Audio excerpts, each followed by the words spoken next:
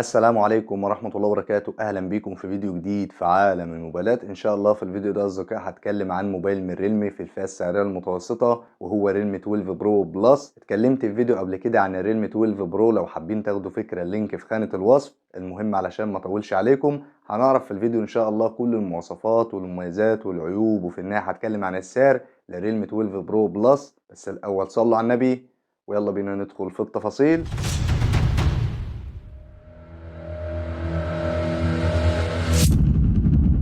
اهلا بيكم من جديد في عالم الموبايلات. هبدأ معاكم اولا بالمواصفات العادية للريلمي 12 برو بلس، والبداية مع التصميم. الموبايل مصنوع من الجلد بالنسبة للظهر، اما الاطار الجانبي من البلاستيك، والواجهة طبعا مصنوعة من الازاز. والموبايل مضاد لقطرات الماء والغبار بشهادة IP65. اما ابعاد الموبايل الطول 161.5 مللي والعرض 74 مللي، اما سمك الموبايل 8.8 مللي والوزن 196 جرام. التصميم رائع وشيك مفيهوش اي مشاكل، وهو نفس تصميم الريلمي 12 برو. طبعا الموبايل بيدعم شريحتين اتصال 5G، ومش بيدعم تركيب كارت ميموري، ولكن بيدعم خاصية NFC للدفع الالكتروني الذكي ونقل الملفات عن قرب، وبيدعم خاصية الاوتو جي لنقل الملفات عن طريق فلاشة خارجية من خلال منفذ الشحن. والموبايل بيدعم صوت الستيريو مع ميكروفون عزل الضوضاء والضجيج اثناء استخدام الهاتف، سواء في المكالمات او في مشاهدة الفيديوهات. يعني تجربة الصوت هتكون واضحة ونقية مفيهاش اي مشاكل. ده غير ان الموبايل بيدعم مستشعرات التسارع والتقارب والبوصلة والجيروسكوب، وبيدعم محرر الصور والفيديو والمستندات وتشغيل الصوت والفيديو باكتر من صيغة. اما نظام التشغيل اندرويد 14 مع واجهة ريلمي يو اي 5، احدث واجهة من ريلمي. دي المواصفات العادية اللي موجودة في الريلمي 12 برو بلس. نيجي بقى للمواصفات الرئيسية واللي من خلالها بتقرر هتشتري الموبايل، وبتحكم على الاداء. والبداية مع البطارية، واللي بتكون قوية بسعة 5000 ملي امبير، وشاحن سريع بقوة 67 واط، ومنفذ الشحن تايب سي. البطارية قوية وهتدوم الوقت طويل في كل الاستخدامات طوال اليوم، سواء كنت بتلعب على الموبايل او بتستخدمه في الانترنت او في اي استخدام انت عايزه. وهيساعد في اداء البطارية الكويس، دقة تصنيع المعالج الموفرة للطاقة ال 4 نانومتر. يجي بقى لمساحة التخزين. الموبايل باربع اصدارات. الاصدار الاول رام 8 جيجا وذاكرة تخزين 128 جيجا بايت، والاصدار الثاني رام 8 جيجا وذاكرة تخزين 256 جيجا بايت، والاصدار الثالث رام 12 جيجا وذاكرة تخزين 256 جيجا بايت. اما الاصدار الرابع والاخير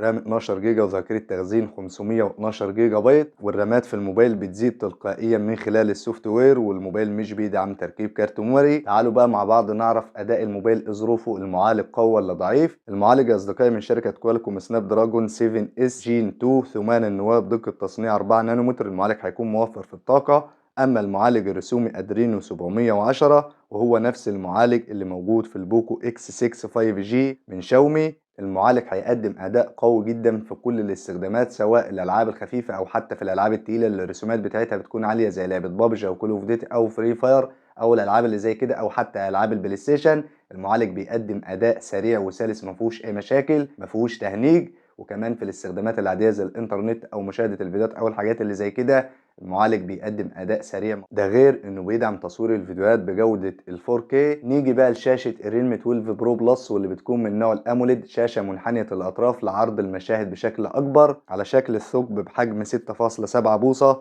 بجودة الفول اتش دي بلس، بدقة 1080 بكسل في 2412 بكسل، مع معدل تحديث 120 هرتز. هيفرق في سرعة الاستجابة بشكل كبير، خاصة في الالعاب التقيلة. وكثافة بكسلات 394 بكسل لكل بوصة، ومعدل السطوع 950 شمعة. وطبعا الشاشة بتدعم الوضع الليلي واضح حماية العين. الشاشة رغم ان ارقامها قليلة جدا مقارنة ببعض المنافسين في نفس الفئة السعرية، ولكن هتقدم اداء قوي في كل الاستخدامات، سواء في الالعاب الخفيفة او حتى في الالعاب التقيلة او في الاستخدامات العادية زي الانترنت او مشاهدة الفيديوهات او الصور. الشاشة بتقدم اداء قوي مفيهوش اي مشاكل، وكمان الوانها متناسقة جدا. ولكن يعيبها انها تحت اشعة الشمس مش افضل حاجة زي بعض المنافسين في نفس الفئة السعرية. نيجي بقى لكاميرات الريلمي 12 برو بلس. واولا الكاميرا الاماميه، واللي بتكون بدقه 32 ميجا بكسل بفتحه عدسه 2.4، وبتدعم ال HDR والبانوراما، وتصوير الفيديوهات بجوده الفول اتش دي بدقه 1080 بكسل بمعدل التقاط 30 اطار في الثانيه. الكاميرا الاماميه او كاميرا السيلفي هتقدم اداء رائع من حيث الجوده والالوان، ولكن يعيبها انها مش بتدعم تصوير الفيديوهات بجوده ال 4K زي بعض المنافسين في نفس الفئه السعريه. اما عن الكاميرات الخلفيه، بتكون ثلاثيه مع فلاش ليد. الكاميرا الاولى والاساسيه بدقة 50 ميجا بكسل بفتحة عدسة 1.8، وبتدعم المثبت البصر الإلكتروني علشان الصورة ما تكونش مهزوزة أثناء التصوير.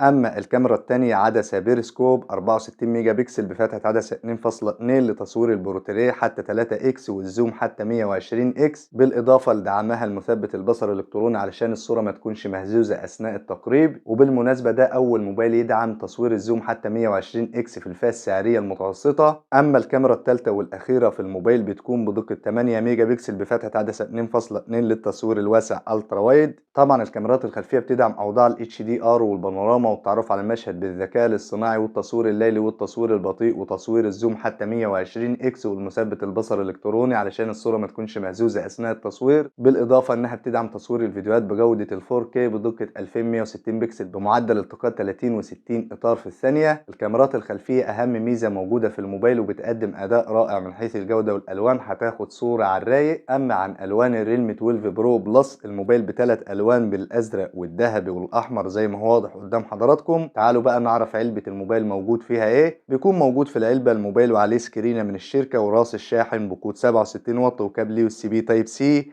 وجراب لحماية الموبايل ودبوس معدني لاستخراج شريحة الاتصال ودليل البدء السريع أو كتيب التعليمات وشهادة الضمان. مش بيكون موجود في العلبة سماعات الأذن وده أمر عادي. نيجي بقى للعيوب والمميزات للريلمي 12 برو بلس. لازم تعرف يا صديقي العزيز ان مفيش اي موبايل خالي من العيوب ولا موبايل كله مميزات. هبدأ اولا بالعيوب. من عيوب الموبايل مش بيدعم تركيب كارت ميموري ولا بيدعم مدخل سماعات الاذن. ومن العيوب الكاميرا الأمامية أو كاميرا السيلفي لا تدعم تصوير الفيديوهات بجودة ال 4K زي المنافسين في نفس الفئة السعرية. ومن العيوب الكاميرات الخلفية بارزة شوية ولكن ده أمر عادي هتعالجه من خلال الجراب. وآخر عيب في الموبايل نفس الشاشة اللي موجودة في الإصدار السابق الريلمي 11 برو بلس، مفيش تطوير أعلى. دي العيوب. نيجي بقى للمميزات. من مميزات الريلمي 12 برو بلس تصميم رائع ومميز. والميزة التانية في الموبايل البطارية كبيرة هتدوم لوقت طويل في كل الاستخدامات طوال اليوم. أما تالت ميزة أداء المعالج جيد في أي استخدام سواء في الألعاب أو في الاستخدامات العادية. والميزة الرابعة الريلمي 12 برو بلس أول موبايل بيجي في الفئة السعرية المتوسطة بعدسة بيرسكوب 64 ميجا بكسل للتصوير الزوم حتى 120 اكس والبورتريه حتى 3 اكس. أما الميزة الخامسة في الموبايل الكاميرات الخلفية بتقدم أداء رائع من حيث الجودة والألوان، هتاخد صورة رايقة وواضحة ما فيهاش أي مشاكل. أما الميزة السادسة في الموبايل الشاشة بتقدم أداء رائع في كل الاستخدامات سواء في الألعاب أو الاستخدامات العادية، ولكن يعيبها إن السطوع تحت أشعة الشمس ليس الأفضل في نفس الفئة السعرية. والميزة السابعة والأخيرة في الريلمي 12 برو بلس الموبايل بيجي بسماعات خارجية ستيريو مع ميكروفون عزل الضوضاء والضجيج أثناء استخدام الهاتف سواء في المكالمات أو في مشاهدة الفيديوهات، يعني هتاخد تجربة صوت قوية. نيجي بقى لآخر حاجة ودي اللي هنهي بيها الفيديو وهي سعر الريلمي 12 برو بلس. هقول السعر بالدولار وبالمصري ولو انتوا حابين تعرفوا السعر باي عمله سيبولي تعليق وهرد عليكم فورا ان شاء الله. سعر الموبايل بالنسبه لنسخه الرام 8 جيجا وذاكره تخزين 128 جيجا بايت بحوالي 360 دولار امريكي. اما سعر نسخه الرام 8 جيجا وذاكره تخزين 256 جيجا بايت بحوالي 385 دولار امريكي. وسعر نسخه الرام 12 جيجا وذاكره تخزين 256 جيجا بايت ب 410 دولار. وسعر نسخه الرام 12 جيجا وذاكره تخزين 512 جيجا بايت بحوالي 470 دولار. أما سعر نسخة الرام 12 جيجا وذاكرة تخزين 512 جيجا بايت في مصر بحوالي 27500 جنيه. الموبايل بضمان دولي والموبايل هينزل مصر إن شاء الله في شهر مارس القادم من العام الحالي 2024. ده سعر الموبايل بالدولار وبالمصري. زي ما قلت لكم يا اصدقائي الاعزاء لو حابين تعرفوا السعر باي عمله سيبولي تعليق وهرد عليكم فورا ان شاء الله. حاجه مهمه جدا لازم تعرفوها السعر قد يختلف بالزيادة أو النقصان على حسب الدولة أو على حسب الأسواق. وبس كده. يا رب الفيديو يكون عجب حضراتكم وقدرت أفيدكم بشكل كبير. ما تبخلوش على أخوكم بالدعم، لايك للفيديو واشتركوا في القناة وفعلوا الجرس لو بتشوفوني من على اليوتيوب. أما لو بتشوفوا الفيديو من على الفيسبوك لايك للفيديو ومتابعة للصفحة. في النهاية ما تنسوش تصلوا على النبي. أشوفكم على خير في فيديوهات جديدة إن شاء الله. سلام.